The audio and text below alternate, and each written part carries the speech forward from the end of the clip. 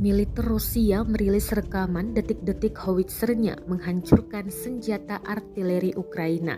Rekamannya beredar di Telegram pada Selasa 2 Mei 2023. Tampak dua howitzer melaju beriringan menuju ke titik tembak. Kedua howitzer jenis MSTA ini menembak secara bergantian ke target. Dalam keterangan unggahan disebutkan awak howitzer 152 mm 2S19 MSTA menghancurkan artileri nasionalis Angkatan Bersenjata Ukraina di sektor selatan operasi khusus. Drone Rusia merekam serangan tepat sasaran dan menghancurkan satu artileri Rusia. Tak ada korban jiwa yang dilaporkan dalam serangan militer Rusia kali ini. Rekamannya pun kini menuai berbagai komentar dari warganet.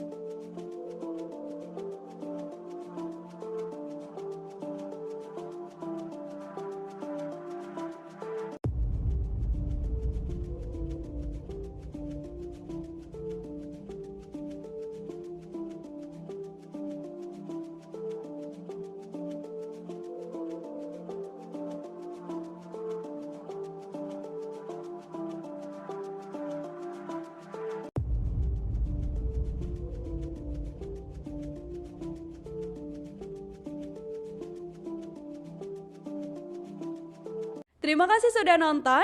Jangan lupa like, subscribe, dan share ya.